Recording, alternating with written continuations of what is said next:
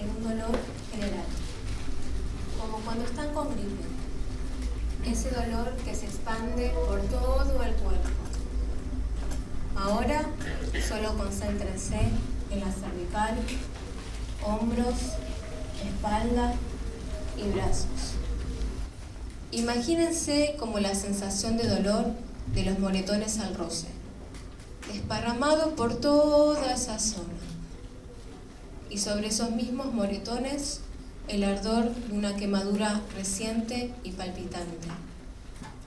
Ahora, ese mismo dolor, trasládenlo a sus caderas, piernas y pies. Súmele luego una mochila muy pesada a la espalda y pesas en los tobillos. Mientras se van encendiendo de poquito las luces, vayan abriendo los ojos. Ahora vayamos dejando ir de a poquito esa sensación. Inspiren profundo, exhalen el aire. Ahora, con toda esta experiencia que tuvimos, imagínense levantarse de la cama sintiendo que no durmieron nada, vayan al trabajo, suban varios pisos de escalera, regresen tomando colectivo, subte, tren, preparen la comida, conversen con su pareja sobre el extenuante día que tuvieron y vuelvan a acostarse. Mientras dan 1000 vueltas en la cama, tratando de conciliar el sueño y el cuerpo arde, quema, duele, llora. ¿Se imaginan vivir todos los días así?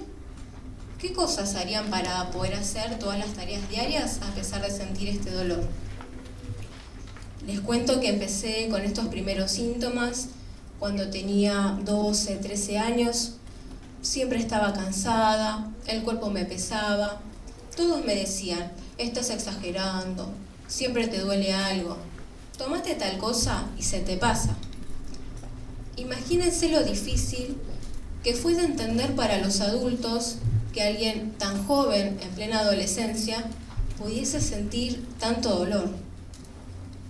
Cuando ya no soporté más, empecé a visitar diferentes médicos, pero nadie podía encontrarle la causa. Llegué a un punto en el que gritaba por dentro, ¿qué es lo que tengo? Necesitaba ponerle un nombre a lo que me pasaba y principalmente encontrarle una solución. Mi nombre es Valeria, tengo 24 años. A los 17 me diagnosticaron con fibromialgia. Seguramente muchos se preguntarán, ¿qué es la fibromialgia? Se trata de una enfermedad reumatológica que se caracteriza principalmente por dolor musculoesquelético generalizado, fatiga crónica, problemas de sueño que pueden ser insomnio, sueño no reparador, problemas cognitivos como problemas de memoria o de concentración y otra larga lista de síntomas que varían de persona a persona. Esta enfermedad fue reconocida por la Organización Mundial de la Salud en 1992 y el reconocimiento de la misma por parte del Estado argentino se está llevando a cabo mediante un proyecto de ley. La hipótesis actual más difundida es que se trata de un desorden del sistema nervioso central y que lo origina todavía no se sabe.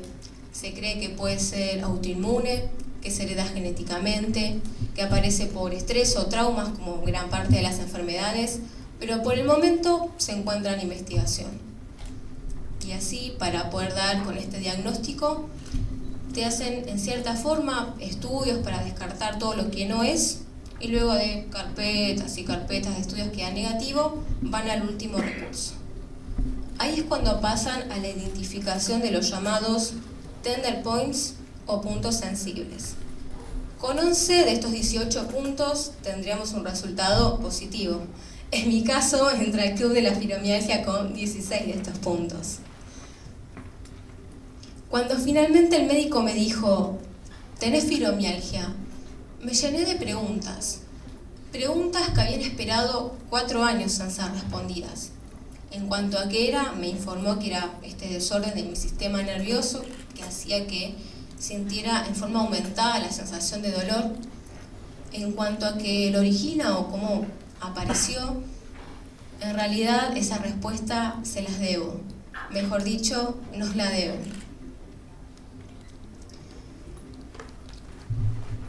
Finalmente, empecé a pasar por diversas etapas de quien tiene una enfermedad crónica. En mi caso, primero fue la negación. No podía aceptar ni entender lo que tenía, así que seguí visitando médicos tratando de poder encontrar otra respuesta. Después fue la ira. Estaba enojada conmigo, con los médicos, con absolutamente todo. Después de esta mezcla de emociones pasé a la depresión, porque no tenía cura y se volvieron muy difíciles las tareas diarias. Pero finalmente llegué a la etapa de aceptación, lo que no quiere decir que es un estado definitivo. Muchas veces se puede volver hacia atrás, pero sabes que si en algún momento llegaste a esa etapa, podés volver a hacerlo. Para llegar a este lugar, tuve que ir comprendiendo mejor mi cuerpo, informándome más sobre la fibromialgia, pero al mismo tiempo que iba comprendiendo mejor sobre lo que conlleva vivir con esta condición, me daba cuenta que a mi alrededor, las personas de mi entorno, aún no habían alcanzado, no habían llegado a esta comprensión que se estaba desarrollando en mi interior. Y noté una gran diferencia entre el antes y el después del diagnóstico y de haber llegado a esta etapa de aceptación. Inicialmente, mi forma de comunicar lo que tenía era meramente por los síntomas y a través de la queja. Pero luego, al acceder al diagnóstico y a toda la información que pude recabar sobre lo que era la fibromialgia, pude transmitirlo desde otro punto de vista, pudiendo acercar a esas personas que entendieran lo que se sentía, por lograr que se pusieran en los zapatos de alguien con esta condición. Así de a poco fui llegando a la conclusión de que la comprensión es un proceso activo, que requiere de información, a alguien que transmite esa información y principalmente maneras para comunicarla. Me hice luego una pregunta más importante. ¿Cómo hago para seguir adelante a pesar de tener fibromialgia? Ya no podía hacer ciertas cosas como las hacía antes, así que empecé a pensar en otras formas de hacerlas. Desarrollé lo que denomino personalidad de camaleón. En el caso del camaleón se camufla para sobrevivir. Y en este punto no me refiero a sobrevivir a la enfermedad o a las tareas diarias, sino a la supervivencia del alma, de no dejar todo como está, sino de hacer algo, de adaptarse al medio. Para este punto es muy importante la imaginación. Por ejemplo, estudiando para un examen de historia, estaba con una migraña terrible, ocasionada por un muy fuerte dolor cervical. Y como soy muy dedicada al estudio y bastante necia, me inventé un atril, como para tener la cabeza en una posición que fuese más cómoda. Este es el atril. Sí, seguramente sé que no es lo que esperaban. En realidad, antes fue una mesita de teléfono y ahora resulta muy práctico a la hora de leer. Aparte de la personalidad de camaleón, se desarrollan superpoderes, como la habilidad de conocer la ubicación exacta de todos los ascensores en las combinaciones de subte o en su defecto en las escaleras mecánicas, o ser un detector portátil del clima. Sabes que todo te duele más cuando hay humedad, así que mañana seguro tenés que llevar paraguas. Considero que no padezco la enfermedad, y en esto los que conviven entenderán. Vivir con la fibromialgia es como en la convivencia. Haces todo por llevarte bien, a veces te peleas, te reconcilias, después básicamente aprendes de la tolerancia porque la paciencia es una virtud. Es un aprendizaje diario. No solo nos adaptamos, sino que creamos nuevas formas de hacer las cosas, de vivir la vida. Realmente creo que la verdadera fuerza no está en el cuerpo, sino en la mente. Muchas veces veo la fibromialgia como un reto, un desafío, de ver cómo seguir avanzando, cómo superar todos los obstáculos que surgen. Muchas veces estas adaptaciones se las comento a otras personas y me dicen, la verdad que es una muy buena idea, realmente podría implementarla. Como por ejemplo, cómo hacer ciertos esfuerzos con la postura correcta y evitar terminar como estos personajes que ya conocemos en las publicidades de analgésicos.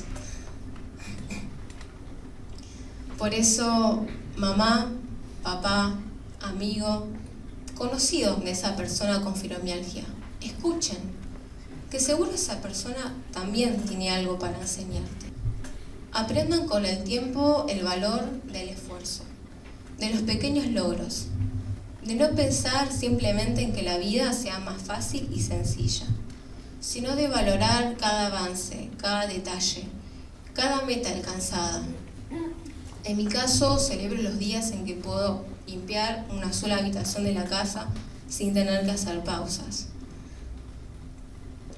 No fue fácil llegar a esta etapa de aceptación, de entender y reconocer lo que tenía. Tuve días en que en verdad no podía conciliar el sueño en toda la noche. Las migrañas duraban días. Me perdía dentro de mi propia casa y el dolor era tan insoportable que no quería mover un solo dedo. Me inmovilizaba. Pero entendí que no podía vivir así todos los días. Por eso busqué médicos, cuando di con el correcto empecé un tratamiento, pero la medicina no alcanza cuando tenés una enfermedad crónica. Por eso se dio el cambio de actitud, el proceso de aprendizaje, la adaptación. Al final no solo me adapté a la fibromialgia, me adapté a la vida. Me volví más flexible, también más comprensiva con el dolor de otros. La fibromialgia no es contagiosa. La adaptación y la comprensión sí lo son. Empecemos por nosotros mismos. Por eso, adáptense cada día a la vida. Sean como un camaleón. Gracias.